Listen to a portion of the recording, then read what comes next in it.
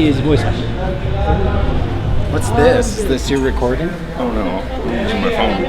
That's somebody else's, huh? That's the convention. That's the convention? Yeah, that's what you'll see on the big screens. Oh, fascinating. All right, I guess we have to do this up here. Right on the main door. He didn't came on the back. It sounds like really Chuck looks like a people's person. I like it. I am a people's person.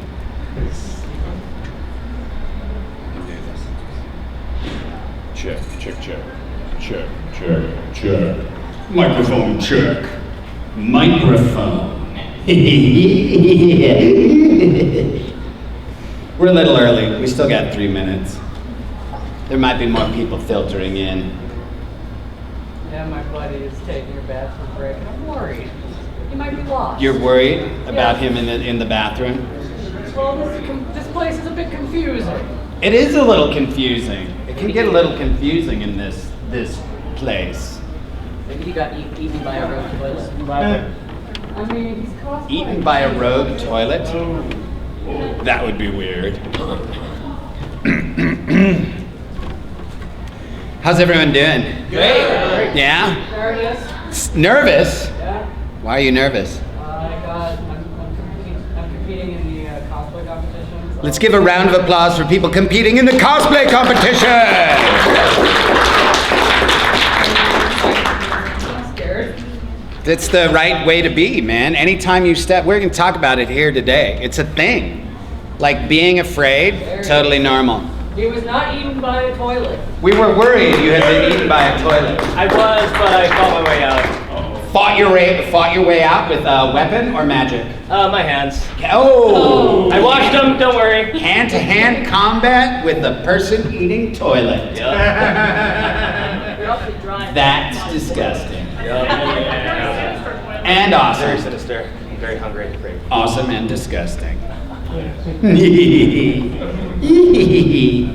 I've seen a lot of you already. It's good to see you again. For how many of you is this the very first time ever in your life, including this convention, the first time you're seeing me?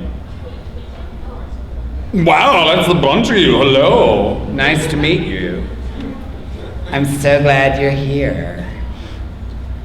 This is my female character. I don't know who she is. But I love her. Sounds like Karen. Like who? Karen. Like a Karen. Karen? I suppose my name could be Karen. Stay away from my Starbucks, please. I don't think I've ever given myself a name. I like having different characters. It's nice to be different people. Makes you feel magical in some respect. It's so bright. Acting. It hurts. Sometimes it does. Can you still see me on the big screen if I'm here? Is that all right? I'm in silhouette. Oh, that's no good. They don't want me in silhouette. They also don't want you looking too bright. They'll do what they do. They're professionals. They are. Give it up for the tech crew.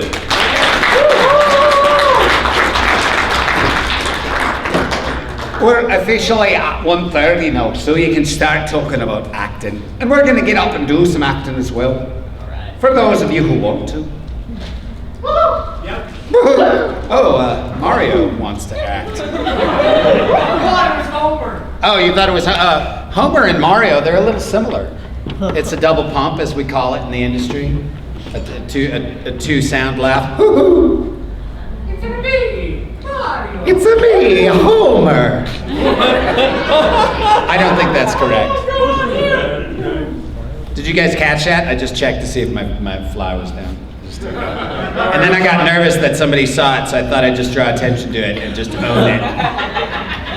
Just own the awkward. Owning the awkward is actually the key to incredible acting. How, you ask? No, none of you asked. We'll get to it. But I always like to start off my acting panel with any questions you guys have. Well, this is what we do. We do questions, I riff off the questions, and then we get up and we do some exercises. But in case you weren't at my Q&A yesterday and you're like, geez, I just have some burning anime questions that I want to ask you, I like to allow that at the beginning of my acting panel, because I don't like people to feel like they were shortchanged. Like, dang it, why didn't I get to ask Chuck that question about that thing where the stuff happened? Yes, question there. Yeah, thank you. So you played the actor, the character Hiei. What was it like when you played the character? Hiei was amazing. Hiei was, he's tough, and he's a kind of a bad guy, good guy, an anti-hero. I like the anti-heroes because they reluctantly help and do the right thing in the end. There's nothing better than when you don't think a character's going to be good and they turn out to do something good. I mean, like when good characters do good things, you're like, yeah, keep being good. But like when a character you're not sure is going to do something good, you're like, yeah, I knew he was going to do that. And you're like, he's awesome. But the character itself, he's like me, grumpy. It's a lot like what I am if I was just mad because I was short. Yeah, question here? Can you do CL voice from Black Butler? CL? Well, I wasn't CL.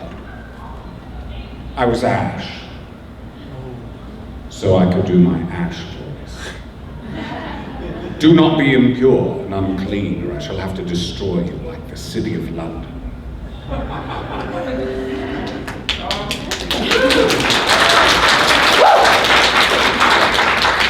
I very much enjoy being British. It's one of my favorites. Who plays CL? Brina.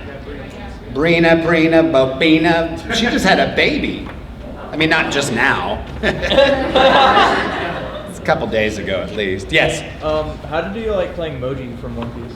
Richie, Buggy, no! I like Moji. Moji was like, he's goofy. Like everybody to a person in One Piece is just kind of goofy. Like everybody has this edge of goofiness. There's almost, even if they're smart, which there are smart characters in One Piece, they're just kind of goofy. It's the way it's drawn, I'm convinced, you know what I mean? Like the way an anime is drawn kind of tells the actors how they're gonna act. That's one of the reasons I thought Soul Eater was so much fun, because its art style was so different that it let you sort of explore in a different way than you normally would. Yes? Did they have to alter your voice any when you played Kurogiri? Kurogiri does get stepped down half a step, so they make me a little deeper. But it's mostly my voice.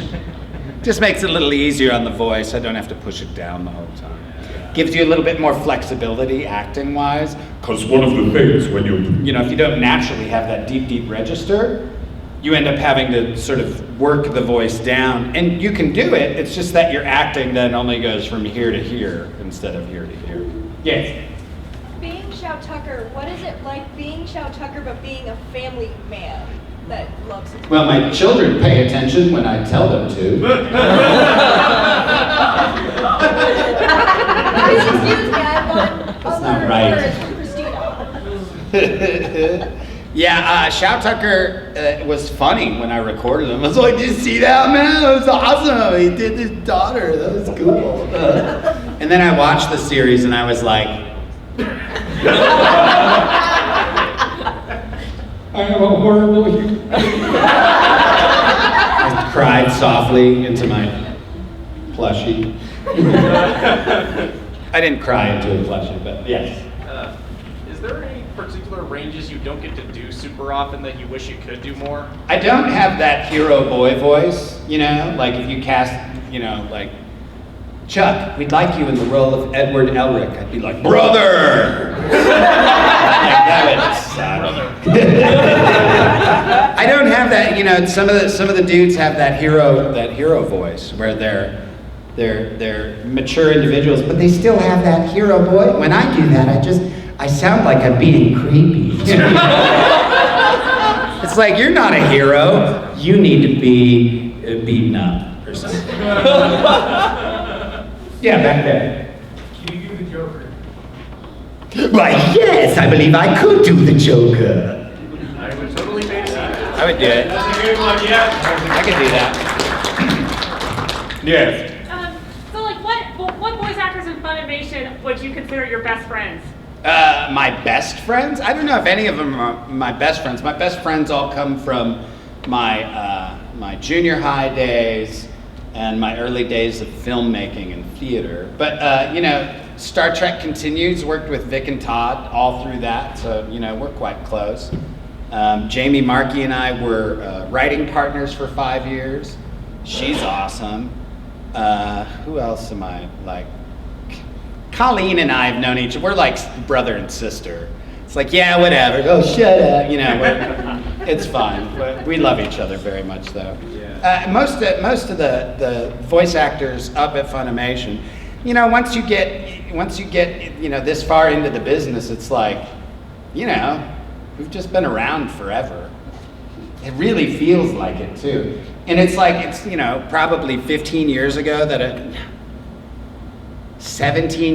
that I went to my first con, and it still feels like I'm just going to that first con. But then I realized, like, people I met now have had babies, and some of those babies have had babies.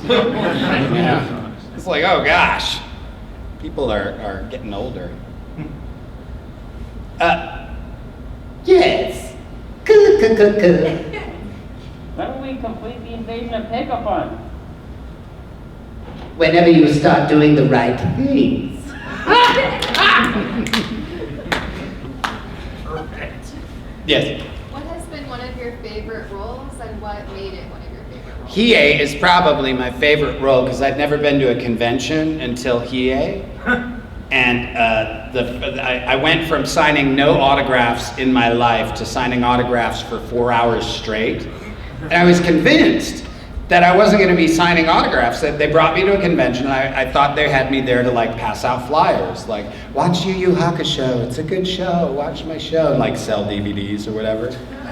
I thought I was there like doing costume character work, like, and then I signed autographs for 4 hours, and I was like, I guess I'm famous? I don't know what's happening. This is all very strange. But that was, so he is special for that reason. Yes?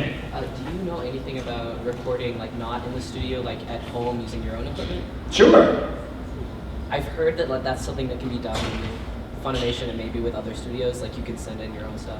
No, not with Funimation. With a lot of the independent work, though, there is tons of independent work you can get from home. So let's talk about this. This is part of the acting workshop. Usually someone asks a question like that, and I get to answer it.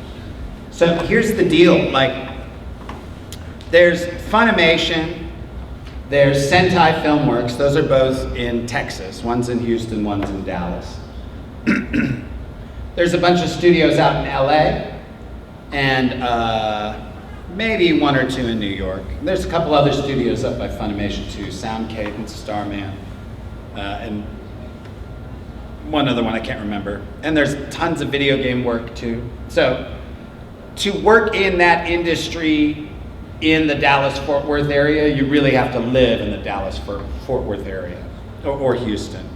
But as far as voice acting work you can get from anywhere, I teach an online masterclass in acting, and we cover dialects, acting technique, and a lot of sort of the mental techniques it takes to succeed in any industry. My buddy Andy Field, who's done a bunch of voice work, when I met him, he teaches another class called The Business of Voiceover. And he goes over a lot of the home studio setup, like what it takes to set up your home studio, and where you go to audition and how you get the auditions. And he makes his living. He went from being a teacher to being a full-time voice actor from home, out of his home studio. He got an animated Marvel series. He got Five Nights at Freddy's, all from his home, and recorded them in his house. So just because you can't do Funimation from home doesn't mean you couldn't do other work from home. So like my issue is that I'd probably be overseas for at least 5 years. So would it be a good idea to maybe try and start in some other part of the voice acting industry if I wanted to eventually go to probably back to Fort Worth? That was where I was born. Yeah, absolutely. I mean, if you are practicing the skill of voice acting, and you want to be a full-time actor, you have to, unless you are lucky enough to accidentally have your first role be in one of the most successful anime of all time, i.e. the Garlic Jr. in Dragon Ball Z. That was the first role I ever got. I was like, this is stupid. I don't know what's this. And then later on, I was like, this is the best thing ever. I love it. But yeah, so if you're gonna build a career and build all the relationships that go into making that career happen, which literally means finding out where to audition, submitting auditions, practicing submitting auditions, getting a demo reel, a demo made, sending out your demo to agents, because agents can work with voiceover clients from anywhere, for the most part, especially if they have a home recording environment that is quiet enough to match with the studio environment. And there's some money you can spend. If you want a awesome home studio, you can do it, Funimation, commercial quality. You could do it for probably, and it's gonna sound expensive, but if you think about what you would invest in any other business, it's not that expensive. But like, you could get a legit whisper room with a legit mic and preamp and software to run it. Let's assume you already have the computer. Yeah, probably $5,000 to $7,000, and you would be top of the line, ready to go. And that's not doing any of the sound attenuation yourself. That's buying a whisper room, a used one at that. And that's what they use up at Funimation. So really, your ability, and that would get you into almost anywhere in terms of audition and then being able to record from your house. But barring that, I mean, like when I started auditioning for independent stuff, I bought a $50 snowball mic, USB mic, and built a pillow fort. You know what I mean? Like, you take the couch cushions and you stand them upright, and I had my computer to the side here, and you make a little pillow fort around the microphone that sits in there.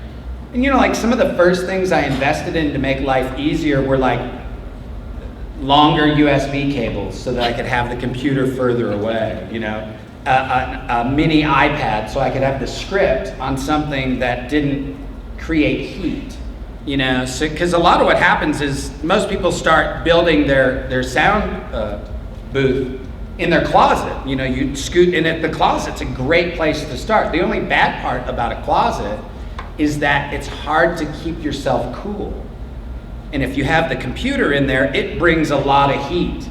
And you end up sweating, and then you end up doing a bad performance because you're sweating. A lot of the studio work and a lot of film work is really about making sure the technical aspects of the process are seamless and easy enough, or well practiced enough, so that you can perform the acting part without being interrupted or bothered by all the technical things that go on. When you're recording in a studio and you have a director and an engineer, you don't have to worry about any of that. You just focus on the acting.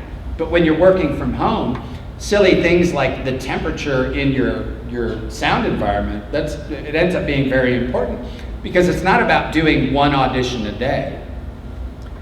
Who was it? Julie Shields, another voice actress. She does great from home. And when she started, I said, how often do you audition per week?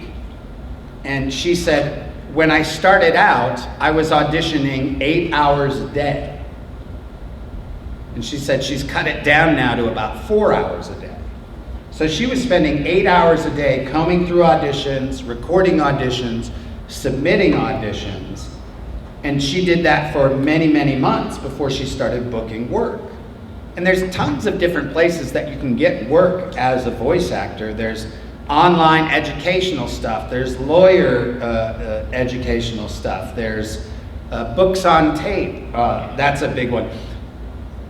But not all of these are for everyone. I mean, the books on tape, I did one book on tape because Todd Habercorn was telling me he was making good money doing books on tape.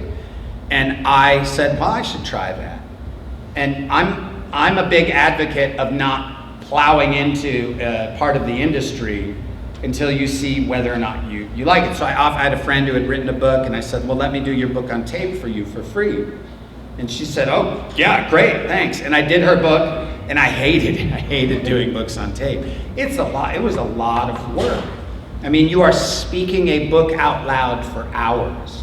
And you have to know what the different character voices sound like. You have to know when you get to, use different actors, they will do it differently, but I've heard some use like highlighters to indicate, when that character's dialogue is coming up. So it's a real acting challenge. If I were a young person starting out, I would be taking Andy Field's Business of Voiceover class and doing everything he says in that class, because he teaches you where to get all these different auditions and how often you have to do it and what you should be expecting to be paid. So if you want to work in anime at Funimation, you have to move to Dallas-Fort Worth, period. Or go to LA, become super famous, and then maybe they'll hire you from LA. That's the only other way. They would not normally, never, I don't believe ever, hire someone from out of state. Unless you were friends with the director or you knew the director from some other, but even then he'd say you have to move in. And part of the reason is the simuldubs. They're dubbing stuff so quickly nowadays that you have to not only be in the Dallas-Fort Worth area, but ready to say yes to a booking, every week. Like if you're like, well, I'm just not available for a couple weeks, they're like, well, then we can't cast you in this show. So if you're going overseas for 5 years, yeah, I would start working on, setting up your home studio, setting up your travel booth, all the things that the young voice actors need to do. Yes? At this point in your career, are you still auditioning, or do people just come and ask you to do things? Both, for certain, both. It's funny, even Robert Downey Jr. auditioned for the role of Iron Man, auditions always happen. They just happen in a different form. There's big cattle call auditions where they'll have thousands and thousands of people submit auditions. There's auditions where they submit the breakdown to agencies and the agents select. There's ones where the client will select from the agent's list. And then there's really, really selective ones where they're like, well, it's between you and 2 other people. We just want to get...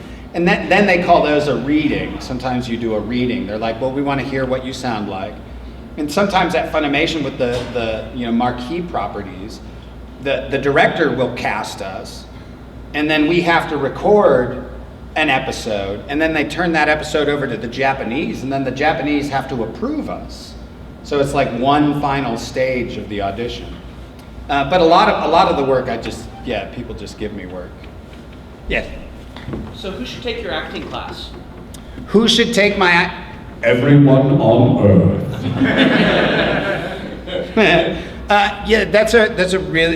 That's a good question. You should take my acting class online if you want to learn how to do different dialects, because I think part of the reason I do dialects is because I love them. I'm also very good at teaching them, and I teach them in a form and fashion that is different from anyone else that I've ever seen. And the reason I teach it the way I do it is because it's the way I learned how to do dialects. A lot of times people will do dialect work as if it's learning a foreign language, and they want to make sure every vowel sound is put. They have this, big charts to tell you which words should have which vowel sounds. I don't teach it like that. I teach it like you're learning how to dance, or you're learning how to, do certain exercises. It's muscle memory. It's not a matter of learning a new language. It's much simpler than that. I mean, pretty much, if you just start having good diction, you're halfway to British. You start to feel it in the way that I'm speaking, and if you just simply push your lips forward a little more, it starts to become, and drop your rhoticity in your R's so that you're not saying your R's, suddenly you're fully British. And you haven't even gotten into the trap, bath, split, so that you learn your bath words. Ask, can't. all those words that will trip you up. And one of the things I teach with dialect work is that the most important thing for dialect is for you to be able to go straight back to your neutral, natural voice without ever having to think about it, so that if you ever get tripped up inside the dialect, you can just drop back to what you normally do until you feel confident again to start up. Because the thing that sounds wrong in a dialect is not what you're not doing right. That never trips you out of a dialect. The thing that trips you out of a dialect is what you think you're doing right, but is actually wrong. That's when a dialect sounds false. You're like, I am confident, this is correct. And it's like, nope. And then that's when the dialect starts to sound false to your ear. So if you want to learn the magic trick, the great magic tricks of acting, because being able to drop into a dialect is one of those things that people just love. You know, it's like you're able to do a magic trick that normal muggles can't do. Then the other thing we study in class is just straight up acting technique. And that is simply the best way to learn how to be an actor. A lot of people think being an actor is about portraying an emotion. Like, oh, this character is angry, or oh, he's sad, or oh, he's full of excitement. That's not acting. The emotion should be the byproduct of what the character is trying to get. I mean, we have all sorts of different ways of trying to get things out of life. And if you have an objective, the thing you want from life, and you try different tactics, different intentions to try to achieve that objective, and then you add to that there's an obstacle preventing you from getting what you want, the stronger that obstacle is, sometimes the stronger the emotion will be.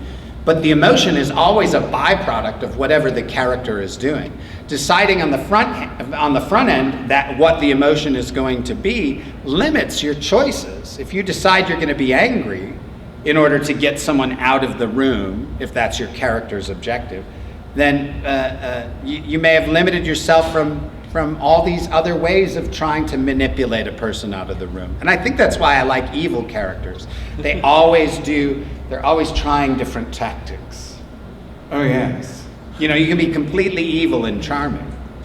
You know, you can be full of rage and delightfully cute. You know what I mean? And it's more evident how much rage you have inside the more you try to keep it in. Right? That's what we're interested in acting. What happens in acting, what we love, is seeing what's going on inside the character's mind juxtaposed against what they're actually doing. And when those two things are in concert, that makes really captivating acting. And the third thing we talk about a lot in class is how to manage the anxiety of standing on a stage or recording yourself and putting it on YouTube or putting it on Twitter or sharing it with friends. Yes? Now, for animation, so like when people like get roles of characters, do they like usually audition, or is like the director usually like, we know you're gonna be perfect for this role, so we're gonna have you for this role when you don't audition? Yeah, it's a mixture of the two. There are AAA marquee properties they have, and those are definitely auditions. You know, even Chris Sabat came in and auditioned for All Might, although I'm pretty sure they knew they wanted him for that. You know, but there's still, the Japanese will read, you know, you're doing due diligence if you're saying, well, let's check out 3 or 4 people on this role. But then there's smaller properties, or properties that are not as well known. And for those, most of the time we just get a call, you know. They'll be like, Chuck, come in, Joel, you know, Jerry wants you for something, and they just cast you in a thing. So that happens quite a bit. And then when there's a new show coming out, they usually hold a round of auditions, and they, you know, invite a bunch of people in to audition for it. And that's the director gets to pick and choose who they want to see.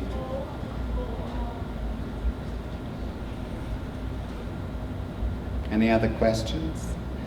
Yeah. It wasn't like to play a Professor Stein. Dr. Stein.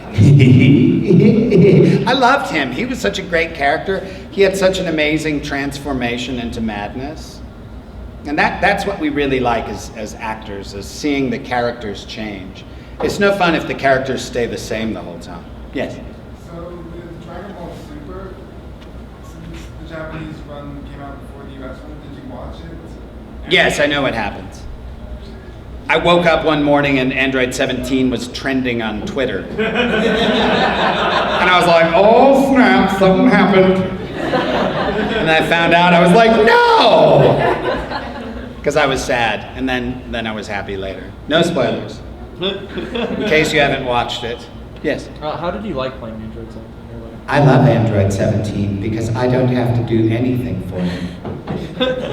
I just get to talk and be relaxed. What? I wasn't supposed to do that? He's fun because I really don't have to do much of anything. It's really just about me doing nothing. I want to kill all the humans. Are you waving or just? Oh, back there. Is there any one specific genre you prefer acting or voice acting for? Like action over comedy or something like that? Shakespeare is my favorite. Shakespeare on stage. Nothing makes you feel better. Nothing makes you work harder. Nothing makes you a better actor than performing Shakespeare well with a good director. And I've been super, super lucky to have worked on a dozen or so Shakespeare plays with brilliant directors.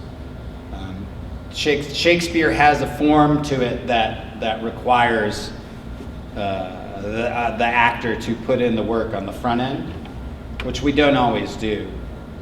And the themes and the stories are just so, timeless that it lends itself to great drama. If it's done well. If it's done poorly, dear God, it kills you. There's nothing worse than some bad Shakespeare. Yeah.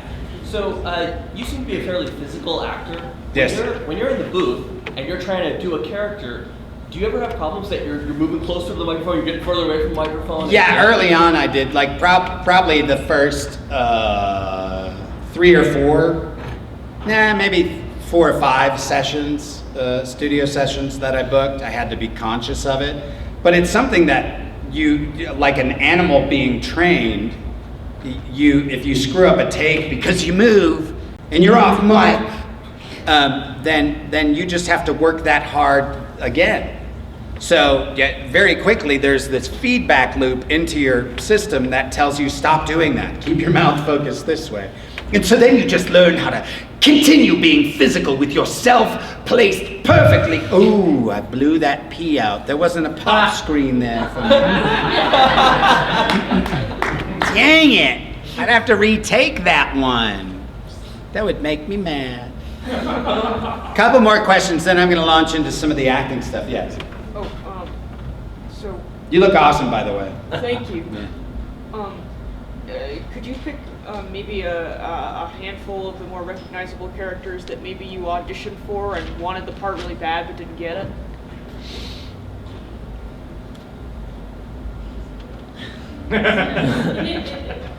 No, I think I got them all. Right on. I think I did. I did not live in the Dallas-Fort Worth area for a bit. I lived in Austin for about a year, and that was during the auditions for Attack on Titan. So I missed all the auditions for Attack on Titan. I ended up being Petra's father. Oh, my daughter's not dead!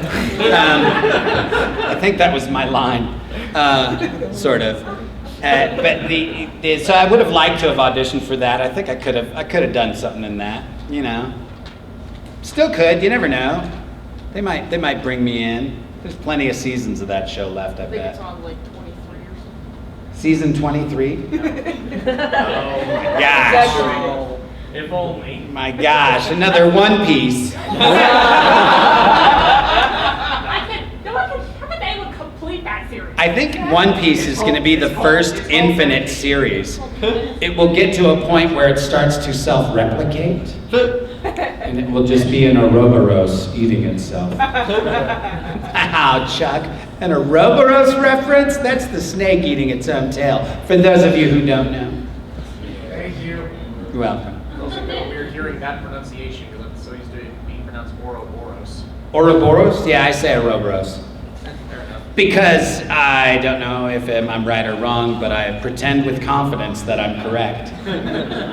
Yes? Sorry to keep asking questions. That's all right. If you're not recording in a studio with a director and a sound engineer, I guess you can figure out engineering. How do you self-direct? You know, that's a good that's a good jumping off point for a discussion on acting, because the idea of presenting yourself on stage or on film or recorded to an audience full of people fills your nervous system with attention that is akin to, they've done studies, the most stressful thing you can do to the human body is to land a jet aircraft on an aircraft carrier at night in the middle of the ocean. Nothing is more stressful than that. But number two, right behind landing a $40 million aircraft, risking the lives of everyone on deck and yourself, right behind that amazing action is what I'm doing right now. Standing up in front of a group of people and speaking, getting into a booth and recording something at home, doing a play, doing a movie, even doing a tweet that puts yourself out there in a way that stresses the nervous system. I think a lot of what we consider, social anxiety disorders from, our current crop of humans has to do with the fact that just 20 years ago, 10 years ago, all of us weren't on stage all the time. I mean, you can be walking in a mall and accidentally walk into a glass door and suddenly have 7 million people laugh at you, right? Because someone videoed it and it's hilarious the way the shake went everywhere. That was great. So we're living in a society where we're experiencing anxieties at an elevated rate because what we're being asked to do in terms of sharing ourselves with people on stage, on the internet stage, is terrifying. It makes you afraid. The acting in me, the training teaches me how to utilize that nervous energy. But when I'm directing myself, I'm confronting the idea of whether or not I'm good enough, whether or not people are going to laugh at me.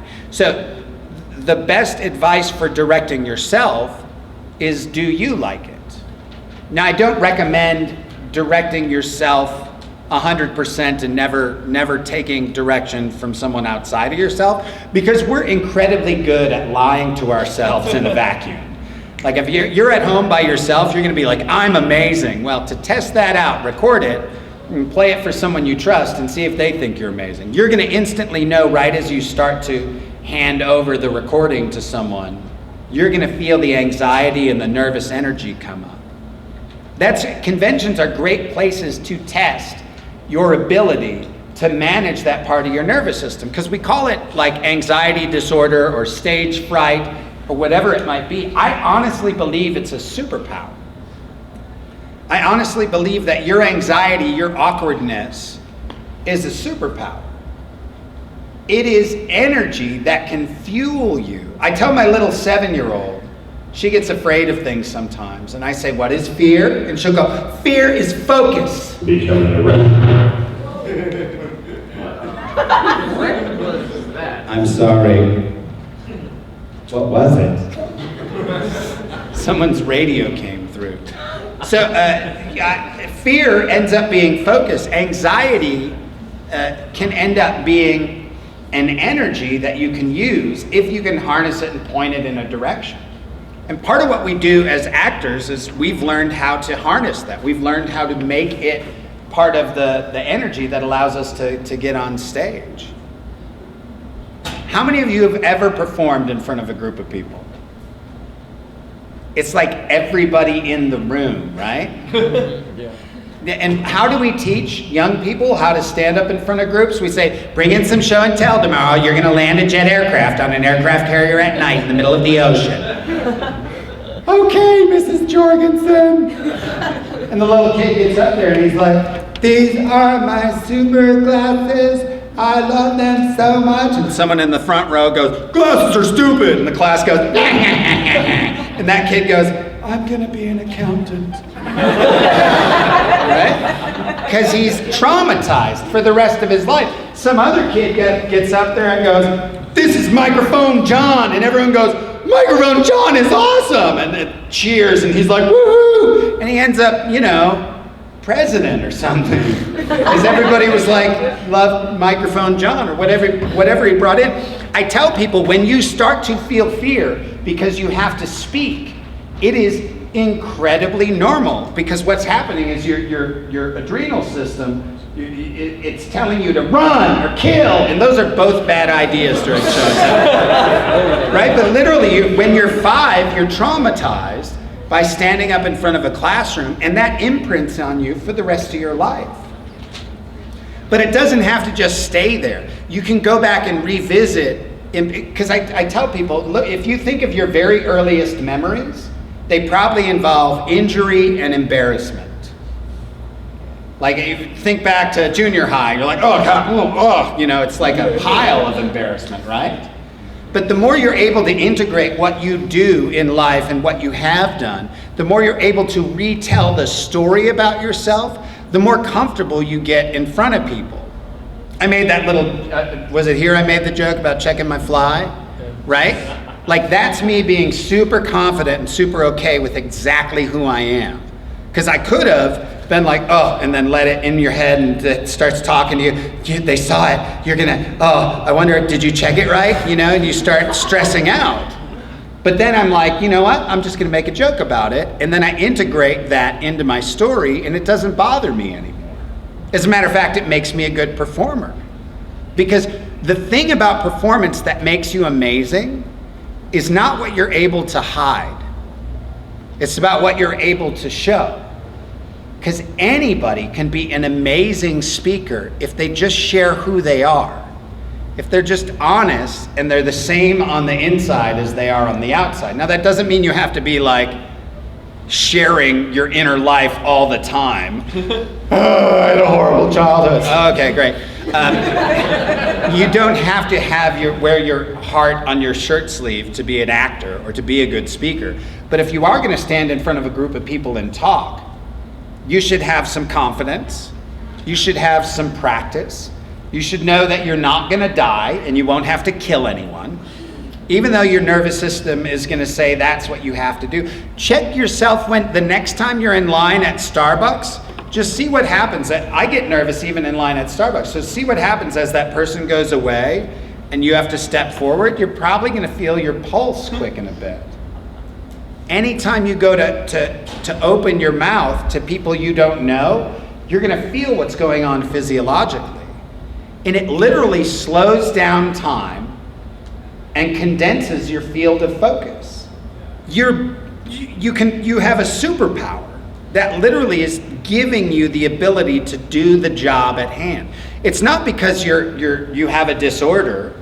It's because you don't know how to use your superpower. It's confusing, like Spider-Man, discovering discovering what is happening to him as he starts to transform. Anxiety and focus, that's what actors live in. They live in that zone. There's another zone they live in which is just as important, and that's the sort of theta wave brain state that children are in up until about the age of 7. The reason children up until about the age of 6 or 7 are such brilliant actors is because they're totally hypnotizable. The reason they're able to pretend without worrying about what other people are thinking about them is because they're in a permanent state of imagination. But the other thing to do is when you have any opportunity to stretch your skill set in terms of speaking in front of a group of people, you should take it. If someone has to give a presentation in class, be the first to volunteer to do it.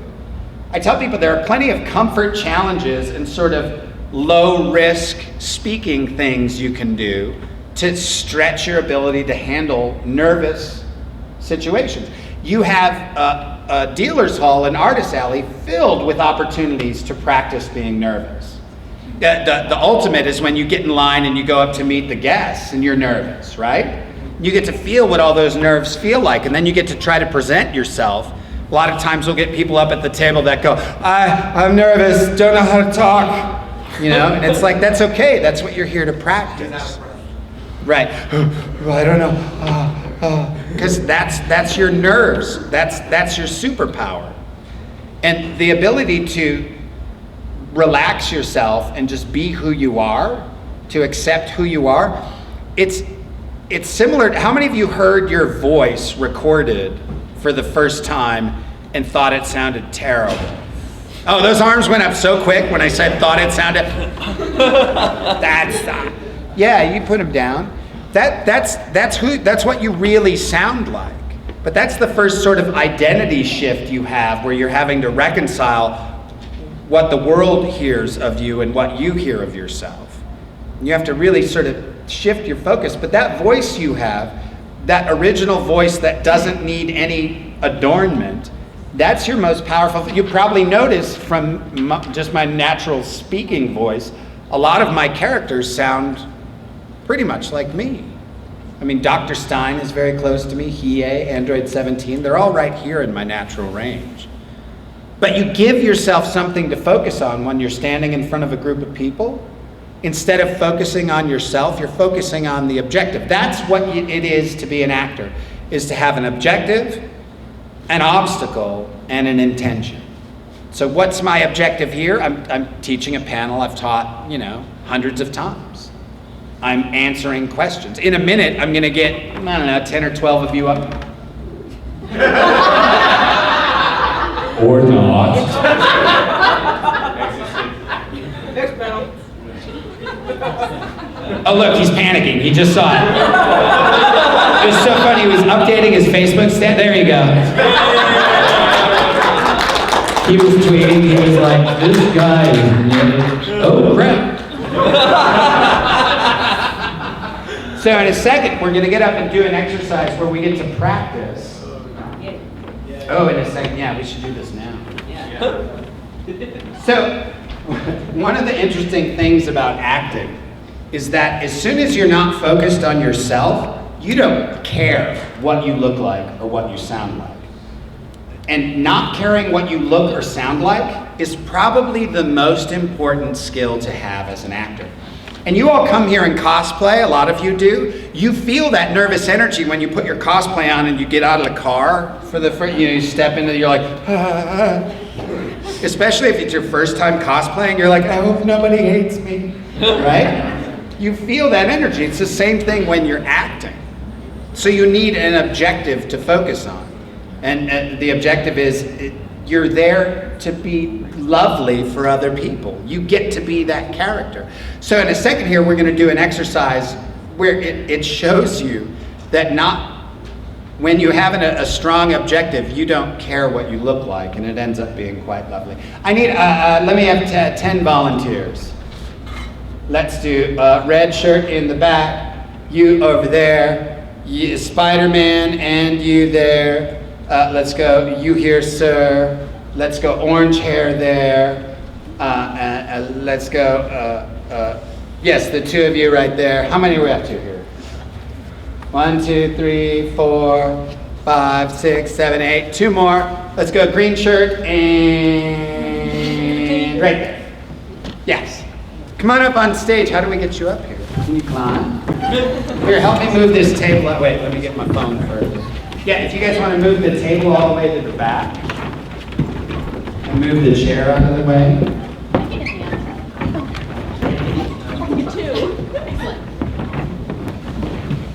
Give him a round of applause.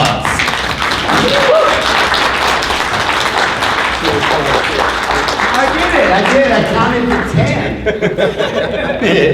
It's hard for me sometimes. So one of the things, okay, you guys just raised your hands and then I brought you up on stage. Did you notice what happened to did you feel your pulse? Did you feel you feel nervous now, right? Don't make me think about At least, it. no, that's my job. We're here to discuss it. So, just the act of saying, yes, I volunteer, that's what I call a comfort challenge. A low risk opportunity to stretch your ability to be nervous, to make you a better presenter, performer, speaker, actor. Now, in a second, I'm going to do even more to them, and they're going to get even more nervous, and then I'm going to show them how objective and obstacle allow you to forget about nerves, and then the nerves totally go away, and all you care about is the objective. Okay, so I got to set the microphone down. You guys can hear me, right? Yeah. So this game is called Donkey. Donkey! Donkey! Donkey! Donkey! Make a circle around me. Don't fall off the stage. Circle around me. There you go, there you go. Are we praying? Are you praying to me? Listen, I started a religion, it's called Game Church. I don't want it to be a cult. Maybe, I don't know, those cult guys, they get a lot of Rolls Royces, you know. Everyone take half a step back, don't fall off the stage. There you go. You're gonna be fine. So the objective in this game is to get into the animal position. And I'm going to demonstrate these animal positions. The first one is elephant. If I point here and say elephant, you do the trunk like this, and then do elephant ears on either side. So you and you, there you go. So that's elephant, relax, elephant here. And relax, elephant, relax, and one more, elephant. Relax. Very good. The second one is rabbit. If I point here and say rabbit, you do rabbit teeth like this, and then you do a rabbit ear on that side and a rabbit ear on that side. Perfect. Relax. Rabbit. And relax. Rabbit. Okay. Relax. And rabbit. And relax. Very good.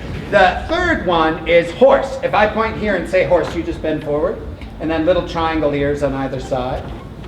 Go little triangles, relax, horse, relax, horse, and relax.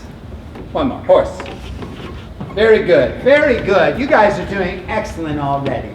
Now the fourth one is donkey. Donkey, donkey. Donkey. Very good. If I say donkey, you don't move at all. Donkey, donkey, donkey, donkey. I like that part because I just get to call a bunch of people donkeys. Which is fun. Donkey, donkey. You're not donkey. So now, circle. Realize this. As soon as I gave you the objective of being in the circle, your nerves probably went down a little bit. Also, I turned your backs a little bit, and you're all sort of working together as a group now. You're not individuals. So the group, having fellow players on stage, having partners you work with makes it much easier, doesn't it? You know that from cosplay competitions, when you go up alone or you go up with a partner. Still nervous, but a little better with the family behind you. So now, I've given you the objective, which is to get into the animal position. Now I'm going to give you the obstacle. The obstacle. The obstacle is, I'm going to count to 10. And if you're not in the position by the time I count to 10, then you leave the circle and the circle becomes smaller. And just remember, games should have failure in them. It's no fun to play a game if there's no failure in it. And anything you want in life requires failure. If you are afraid of failing at something, but you desperately want it, get over it and go fail at it as quickly as you can. If you want to be a brain surgeon, just go cut. No, okay, hold on. It's a little bit of the Dr. Stein in me coming out. No, but if you want to be a brain surgeon, go ahead and apply to medical school or apply to college. Fail at your first application. Go get the first step done. There's always a first step you can go fail at. Acting has a process embedded in it for failure. It's called rehearsal, right? Let's do this play wrong for 4 weeks until we kind of do it right for a week and maybe get it right one night. But other than that, it's mostly failure. And now that I've distracted them, they're like, I wonder what those animals were. Just relax. I don't want any of you to be nervous. I don't want to stress your nervous systems. They're stressed enough already. Elephant, 1, 2, 3, 4, 5, 6, 7, 8, 9, 10. Horse, 1, 2, 3, 4, 5, 6, 7, 8, 9, 10. Rabbit, 1, 2, 3, 4, 5, 6, 7, 8, 9, 10. What's your name? Ahmed. That's right, Ahmed. I met you yesterday. Give Ahmed a round of applause. He was so sweet. He was so cute. He was like, I'm done. And then he was like, no. This is brilliant. Ready? Horse. 1, 2, 3, 4, 5, 6, 7, 8, 9, 10. I don't know, man. They both went for the elephant ears, and that horse, right at the end, they were both like, relax, I'll let you in. Elephant, 1, 2, 3, 4, 5, 6, 7, 8, 9, 10. Wow, that elephant had 3 ears. That's amazing. Oh, great, Chernobyl elephant. Oh, vintage nuclear disaster jokes are my favorite. Wait till you hear my 3 Mile Island one. It's brilliant. No, I don't need that. There's not enough old people in the audience. Horse, 1, 2, 3, 4, 5, 6, 7, 8, 9. That's perfect. No, you're great. Good. No, you did that. What's your name? Jill. Give Jill a round of applause. Jill was so great because her nervous system went like this. It went. This has nothing to do with anything, but I feel secure. That's the best. Donkey, 1, 2, 3, 4, 5, 6, 7, 8, 9, 10. Hi. I saw you move. I was just stretching. Ah, she was just stretching. What's your name? Annette. Annette. Give Annette a round of applause.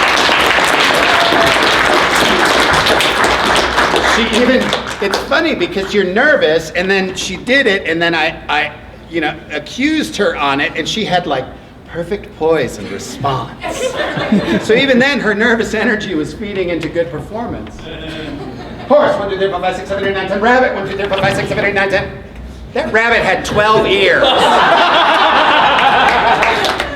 Horse, 1, 2, 3, 4, 5, 6, 7, 8, 9, 10. Elephant, 1, 2, 3, 4, 5, 6, 7, 8, 9, 10. Donkey, 1, 2, 3, 4, 5, 6, 7, 8, 9, 10. What's your name? Gully. Kelly. Judo. I can't get names right today. What's your name? Sully? This is Sully and karate. Give him a round of applause. Kelly and Judah, ladies and gentlemen. So now look, the circle becomes small. Circle Can you hand becomes. me my hat, please? That's an awesome hat. Thank too. you. Spider-Man first. Spider-Man. I love it. It's so funny.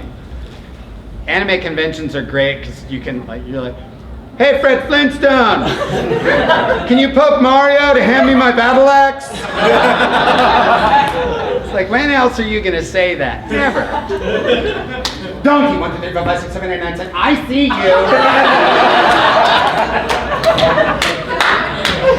What's your name? Daniel. Daniel. Give Daniel a round of applause.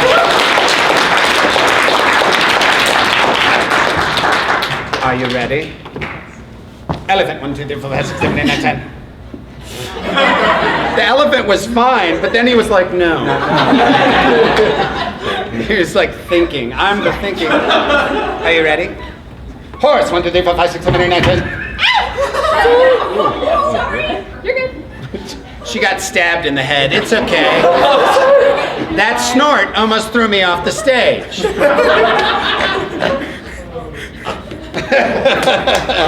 She's got a great snort. Sometimes snorts can be bothersome. This one is adorable. Horse, 1, 2, 3, 4, 5, 6, 7, 8, 9, 10. Just take one step over there. That's good. Elephant, 1, 2, 3, 4, 5, 6, 7, 8, 9, 10.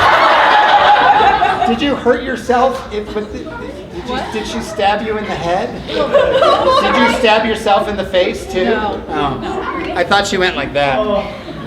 Don't stab people. It's my favorite activity, though. Uh-oh. Donkey, 1, 2, 3, 4, 5, 6, 7, 8, 9, 10. What's your name? Kitty. Give Kitty a round of applause.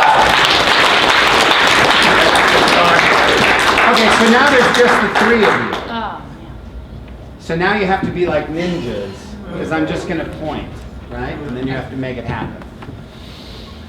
Horse, 1, 2, 3, 4, 5, 6, 7, 8, 9, 10. Rabbit, 1, 2, 3, 4, 5, 6, 7, 8, 9, 10. Elephant, 1, 2, 3, 4, 5, 6, 7, 8, 9, 10. It becomes like abstract art. It's so beautiful. Elephant, 1, 2, 3, 4, 5, 6, 7, 8, 9, 10. I'll allow it. Horse, 1, 2, 3, 4, 5, 6, 7, 8, 9, 10. Rabbit, 1, 2, 3, 4, 5, 6, 7, 8, 9, 10. Horse, 1, 2, 3, 4, 5, 6, 7, 8, 9, 10. Elephant, 1, 2, 3, 4, 5, 6, 7, 8, 9, 10. Give him a round of applause.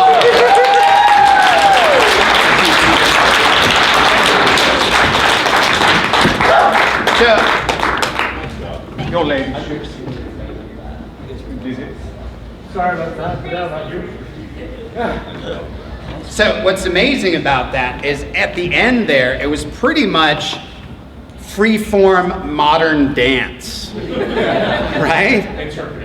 Interpretive dance, like physically connected, physically moving around, connected to the objective, not concerned at all about nerves anymore, right? The nerves go away when you're up there and you're just, the nerves are focused on the objective. I don't want to say they go away, but they connect you in a way that ends up being rather entertaining. I've got about 3 minutes left. Any last questions for me? Yes. Can I go up there and do my Heath Ledger voice? Your what? My Heath Ledger voice. All right. Sweet. Go. Comfort challenge, man. He's thrown himself up in front of a crowd. Give him a round of applause. Why so serious? Let's put a smile on that face. Give him a round of applause. So there's some really impactful but low-risk things you can do to stretch your ability to speak in front of groups of people. You can speak at your state house, your city council, your school board meetings, any type of organization that has meetings will have public forums where people can speak. And the great thing about it is you stress yourself doing it. It's an incredibly stressful thing to do. You survive it. And if you do badly at it, nobody cares. Nobody cares at the State House if you're like, I'm for HB 2363 because I love trees or whatever it is. But you get to stretch your ability to speak in a way that doesn't damage you career-wise. Whereas if, Spielberg was in the room next door, you were like, I can be an actor, and you just like break in and don't have an audition and just start dancing, you could ruin your chances that way, right? But doing it in places where it is totally cool, Bob, where it is groovy to do it and you have no risk for doing it. Like this gentleman just did coming up here, no risk. He knows it's an audience that's going to appreciate it, but it stressed you, right? Did you feel nervous and excited? Oh yeah, I've still got energy now. I'm actually chewing through the floor with my feet. That's incredible. Your feet have teeth. I just invented a horror movie. Any other final questions before I bid you adieu? Yeah. What was it like playing Android 17 among like the rest of your characters that you voice acted? Because like, do you think like Android 17 was like most, I don't know, I guess bland character? The most what? Bland character exactly like. Bland? I mean, yeah, 100%. He's an android. He didn't have to do anything. Yeah. He's getting more interesting now for sure. Yeah, but what was that like first off? Like besides well, I thought I was going to do a lot of acting and stuff with it, and Sabat just kept going. No, just relax. Just like don't do anything, man. I was like, I'm Android 17. No, man, seriously, just chill out. Just don't. I'm like, I'm Android 17. He's like, perfect, I love it. I'm like, but I didn't do anything. And he's like, don't do anything, man. Just don't do anything. So it made it really easy, because, you don't have to ask me twice not to do anything. It was easy. Yes? Just more a point of curiosity, have you ever had an instance where you were actually able to record with other voice actors? Yeah, when we did Dragon Age Legend of the Seeker, I played Frennick. I believe I got all those words right. It was a prelay that Funimation did, so we actually had a rehearsal with all the cast, which was weird because we had 20 years. We've never sat around a table together and acted. I was like, that is a crime. We should be doing this more often. So we did get to do that once up at Funimation, which was super different, super cool. Everybody was totally stoked by it. Yeah.